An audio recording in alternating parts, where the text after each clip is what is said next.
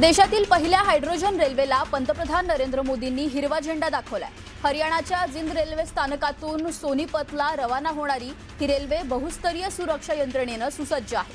ही यंत्रणा रेल्वेतील हायड्रोजन गळती, उष्णता, ज्वाळा आणि धूर यांचा शोध घेण्यास सक्षम आहे।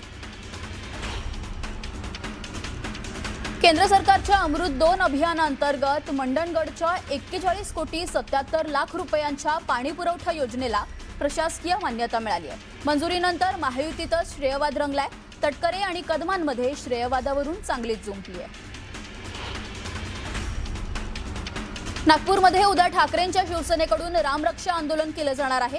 ठाकरेंच्या शिवसेनेकडून सरसंघचालक मोहन भागवंतांना निमंत्रणही देण्यात आलं।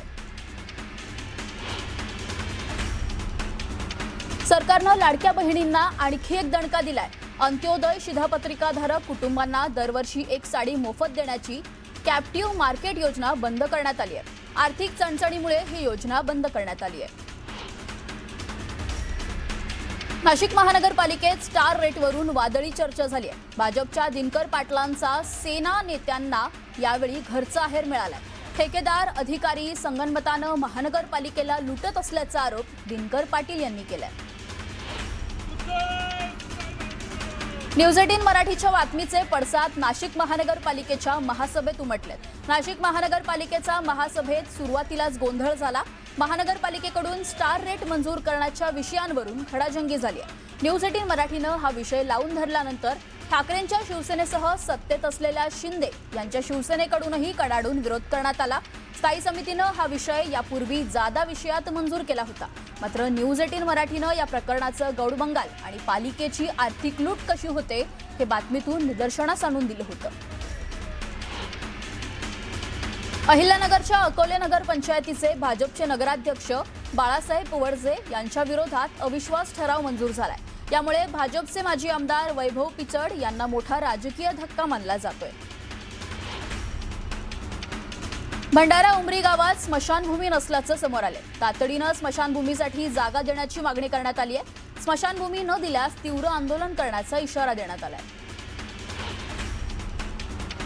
सोलापूर महानगरपालिकेची नालेसफाई वादाच्या भोवऱ्यात सापडली आहे। सोलापूर शहरातील 8 झोनमधील केलेल्या सफाईत भ्रष्टाचार झाल्याचा आरोप करण्यात आलाय। धाराशिवचे खासदार ओमराजे निंबाळकरांच्या वाढदिवसाच्या निमित्तानं सर्वत्र बॅनरबाजी करण्यात आली आहे। त्या बॅनरवर महायुतीमधील नेत्यांचे फोटो झळकलेत। अशातच भाजपचे आमदार राणा जगजितसिंह पाटील यांचा फोटो वगळण्यात आलाय। भाजपच्या वरिष्ठ नेत्यांचे फोटो असताना राणा पाटलांचा फोटो बॅनरवर नसल्यामुळे जिल्ह्याच्या राजकारणात कलगीतुरा पाहायला मिळाला असून या बॅनरची सध्या सर्वत्र जोरदार चर्चा होतीये। सिंधुदुर्ग जिल्ह्यातील फिरोजबाबा प्रकरणात नवा ट्विस्ट आलाय। विनायक राऊतांच्या सुनेने केलेल्या तक्रारीवरून चौकशी करण्यात आली आहे। या प्रकरणात सिंधुदुर्गातील आणखी 5 जणांना ठाणे पोलिसांनी समन्सपत्र पाठवले। पिंपरी चिंचवड पालिकेचं ऑनलाईन कामकाज ठप्प झालंय। यामुळे नागरिकांना नाहक मनस्ताप सहन करावा लागतोय। दरम्यान संबंधित कंत्राटदार कंपनीला नोटीस बजावण्यात येणार आहे। बारामतीची श्रावणी कुदेळ नीट परीक्षेमध्ये देशात 5वी तर मुलींमध्ये पहिली आली आहे। पहिल्याच प्रयत्नात श्रावणी कुदळेनं हे घवघवीत यश संपादन केल्यानं तिचे आईवडील देखील आनंदी आहेत। बेस्टच्या शताब्दी वर्षानिमित्त मुंबईतील मागाठाणे आगारात गुणवंत विद्यार्थ्यांचा सत्कार करण्यात आला। यावेळी 48 विद्यार्थ्यांना 25,000 पर्यंतचं रोख शिष्यवृत्ती आणि स्मृतिचिन्ह देऊन सन्मान करण्यात आला। सिंधुदुर्ग जिल्ह्यात मुसळधार पाऊस झालाय। सावंतवाडी तालुक्यातील शिरशिंगे गावात धोंडवाडी येथे तेरेखोल नदीला पूर आलाय। पुरावरून पाणी वाहून जात असल्यानं वाहतूक विस्कळीत झाली। मुरबाड तालुक्यात पावसानं दमदार हजेरी लावली आहे। जोरदार पावसामुळे रस्ते जलमय झालेत। दरम्यान पिकांना जीवदान मिळाल्यानं शेतकरी सुखावलाय।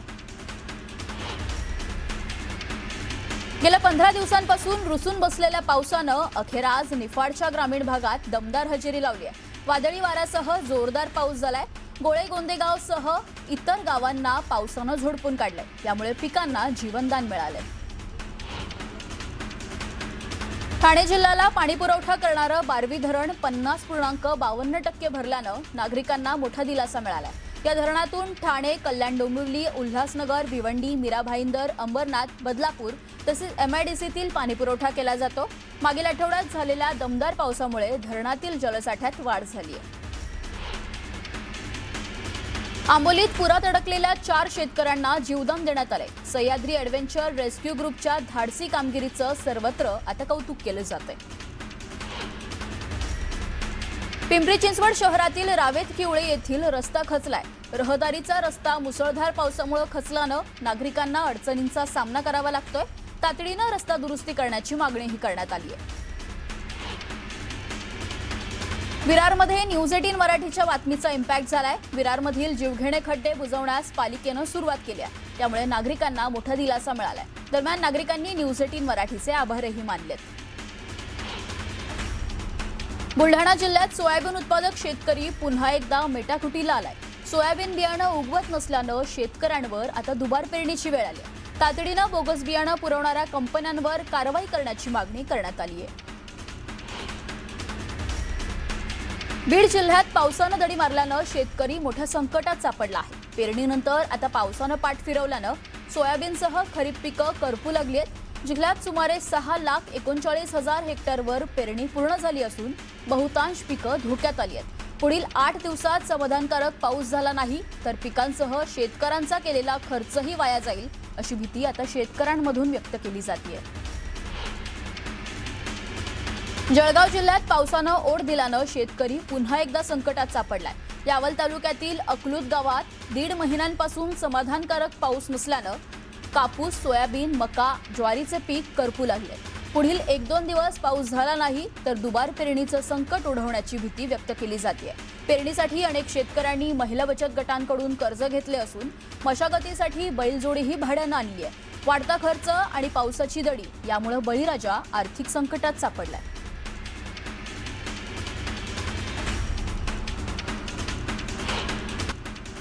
पुण्याच्या थेऊर ग्रामपंचायतीत निवडणूक आयोगाच्या आदेशाला केराची टोपली दाखवण्यात आली आहे। 10 जुलै उलटली तरी अंतिम वॉर्ड आरक्षण यादी गुलदस्त्यातच आहे। अपर तहसीलदार अधिकाऱ्यांना नोटीस आणि पोलीस पाटलांच्या मेसेजमुळे प्रशासनाचा सावळा गोंधळ समोर आलाय। दरम्यान संतप्त गावकऱ्यांचा थेट तीव्र आंदोलनाचा इशारा आहे। आषाढी वारीच्या निमित्तानं श्री विठ्ठल रुक्मिणी मंदिर समितीच्या माध्यमातून बुंदीच्या लाडूची निर्मिती केली जाते। 15 लाख प्रसादाच्या बुंदीच्या लाडूंची निर्मिती सध्या पंढरपुरात होतीये। बातमीकडे वळूया।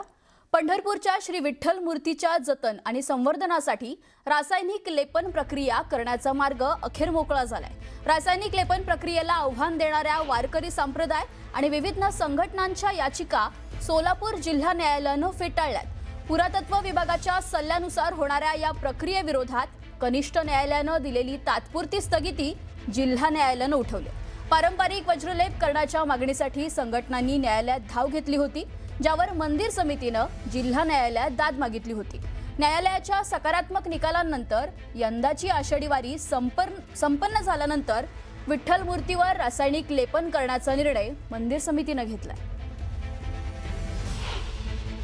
पंढरपूर येथील माननीय कोर्टामध्ये त्याच्या बाबतीत एक दावा दाखल झाला होता आणि त्या दाव्यामध्ये या मूर्तीच्या जतन संवर्धनाच्या प्रक्रियेला स्थगिती दिलेली होती। परंतु त्याविरुद्ध मंदिरे समितीने प्रिन्सिपल डिस्ट्रिक्ट जज सोलापूर यांच्या समोर त्याच्यावरती अपील दाखल केलेलं होतं आणि आज त्याच्यामध्ये निकाल प्राप्त झालेला आहे। निकाल देत असताना माननीय कोर्टाने म्हटलेलं आहे की मंदिरे समिती ही शासन स्थापित असून ती केवळ मॅनेजमेंट नाही तर मूर्तीचं जतन संवर्धनाचं काम करणे हे सुद्धा समितीचंच काम आहे। त्यामुळं मंदिरे समितीचा दावा जो आहे तो आज या ठिकाणी मान्य करण्यात आलेला आहे। त्याचप्रमाणे जे पूर्वी जिल्हा इथल्या JMFC कोर्टामध्ये दावे दाखल केलेले होते ते सर्वच दावे रिजेक्ट केलेले आहेत आणि 22/6/2026 रोजी जो स्थगिती दिलेचा आदेश होता तो सुद्धा रद्द केलेला आहे आणि त्यामुळं समितीचा या ठिकाणी अपील मान्य करून आता मूर्ती जतन संवर्धनाच्या प्रक्रियेला हिरवा कंदील मान्य कोर्ट